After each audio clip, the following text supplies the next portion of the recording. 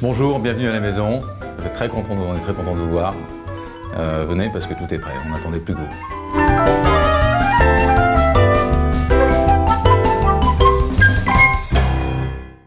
Je m'appelle Antoine, aujourd'hui je vais vous faire une tatin de cèpe et on va vous la servir en entrée avec une chantilly au parmesan. Pour cette recette, il nous faut 1 kg de cèpe, 2 gousses d'ail, 100 g de parmesan, 33 centilitres de crème fraîche, 15 cm de boudin noir, on va prendre 100 g de beurre, 200 g de farine, de l'huile, du sel et du poivre.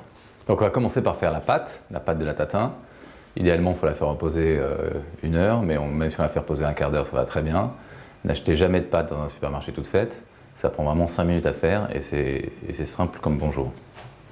On prend toujours les mêmes proportions. En fait, c'est moitié de beurre pour de la farine. Donc si on prend là pour une tatin 200 g de farine, on va prendre 100 g de beurre. Le beurre, faites en sorte en fait, qu'il ne sorte pas directement du réfrigérateur. Il faut qu'il soit à température ambiante. Alors on rajoute une pincée de sel. Et après, on pétrit 2 minutes. L'idée en fait, c'est de faire une boule déjà assez cohérente, assez consistante, juste avec la farine et le beurre. C'est parfait. Elle se tient. Et là, on rajoute juste un tout petit peu d'eau une fois qu'on a la boule. Et on recommence à pétrir. Là maintenant, on va les laisser reposer, le temps de préparer les autres ingrédients. Voilà. Donc là, c'est l'étape qui prend le plus de temps, en définitive, c'est de nettoyer les cèpes. Ils sont rarement propres. Il y a un truc à jamais faire avec les cèpes, et d'ailleurs avec les champignons en général, c'est les passer sous l'eau. C'est pour ça que ça prend du temps, du coup. Il faut les nettoyer. Alors moi, je les nettoie avec une brosse à dents et un peu de sopalin. Et ensuite, je prends un couteau pour enlever la terre qui est sur le pied. Alors les cèpes, on va les émincer. On va les émincer. Alors ça, c'est une étape qui est importante quand même parce que dans la tatin, il faut qu'ils soient entiers. Plus ils sont entiers, plus ils sont beaux. Donc on va essayer de les préserver un tout petit peu quand même pour qu'ils tiennent à la cuisson. Donc là, on met les cèpes. Donc encore une fois, des gros morceaux de cèpe. L'idée étant de cuire des gros morceaux de cèpe pour qu'ils tiennent bien à la cuisson.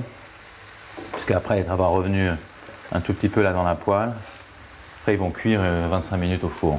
On rajoute les 2 gousses d'ail. Le cèpe boit beaucoup d'huile, donc il ne faut pas hésiter à être généreux. Et un peu de sel. On remue un peu. Et là, on va les laisser cuire 10 minutes, un quart d'heure. Pendant que ça cuit, on va préparer la chantilly au parmesan. La chantilly au parmesan, il faut d'abord du parmesan qu'il faut râper. Alors bien sûr, ça s'achète tout râpé, hein, mais on peut le râper. Voilà, on vérifie que les cèpes n'attachent pas. On va faire fondre le parmesan dans une casserole avec un petit peu de crème fraîche. Voilà, là 10 minutes, il faut arrêter, ils sont parfaitement cuits. En tout cas prêts pour être mis en tatin. Après, ils seraient trop cuits, il faut qu'ils restent un petit peu croquants pour la tatin, pour la fin. Voilà, très simplement, on fait fondre le parmesan. On va le laisser refroidir. En attendant que le parmesan refroidisse, on va lancer le croustillant de boudin. Le croustillant de boudin, c'est une recette de Bernard Loiseau qui est assez extraordinaire. On enlève la peau du boudin et on va faire fondre le boudin avec un peu d'huile d'olive dans une poêle pendant un quart d'heure, une vingtaine de minutes, jusqu'à ce qu'il devienne, il ne reste plus que le croustillant du boudin. Il n'y aura plus de gras, il n'y aura plus rien. Il faut l'écraser avec une fourchette. Voilà, et on va le laisser fondre. Alors, chantilly, parmesan, il y a un truc avec le chantilly, il faut le faire dans un cul de poule froid. On rajoute la crème fleurette entière. Il ne faut jamais prendre de crème fleurette allégée. Parce que quand on dit allégée, en fait, c'est juste qu'elle est coupée avec de l'eau. Et quand elle est coupée avec de l'eau, elle ne monte pas en chantilly. Et après, la force du poignet. Et ça monte doucement. À peine 1 minute, 1 minute 30. Il faut arrêter, savoir arrêter parce que ensuite, ça devient du beurre. Donc là, elle est parfaite. Superbe. Alors, on l'assaisonne un peu. Pas trop parce que le parmesan est lui-même salé. On incorpore le parmesan et on va recommencer doucement. Voilà, c'est fini. On va les laisser reposer au frais. Voilà. Ensuite ça, on va l'arrêter. Maintenant il est prêt. On va l'écraser encore un peu et on va laisser refroidir. Ensuite, on fait préchauffer le four à 220, le temps d'étaler la pâte et de préparer la tatin. Alors, on met un petit peu d'huile d'olive au fond du plat. Et là, l'idée, en fait, c'est de mettre les plus jolis morceaux de cèpe sur le fond, puisque quand on retournera la tatin, c'est les morceaux qu'on verra le plus. Voilà, donc il y a quand même une bonne épaisseur de cèpe. Et ensuite, dessus, on va étaler la pâte. Bien fariner le rouleau à pâtisserie jusqu'à ce qu'elle fasse quelques millimètres. Enfin, faut quand même qu'elle soit épaisse. Hein. Ensuite, le truc pour la disposer sur le plat, c'est qu'on la plie en 4.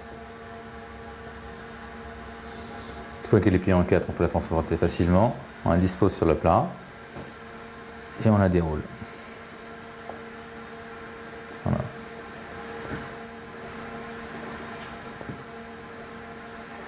Et elle peut avoir des rebords comme ça un peu importants. Ça donne un peu de matière à la tarte. Voilà, et ensuite, on enfourne pour 20-25 minutes. Il faut regarder. Température 220, thermostat 8. Donc une fois qu'on a grillé le boudin, on l'émiette. L'idée est d'en faire vraiment des tout petits morceaux, comme une chapelure en fait. Voilà, donc là, ça fait 25 minutes, on va regarder, c'est bien. On éteint le four. On va sortir la tatin. D'accord, donc ensuite, le principe de la tatin, c'est qu'on va la retourner. On défait un tout petit peu les bords.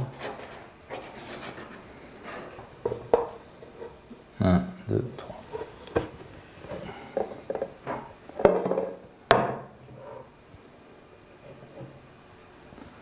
Attention. Regarde comme c'est beau. Après,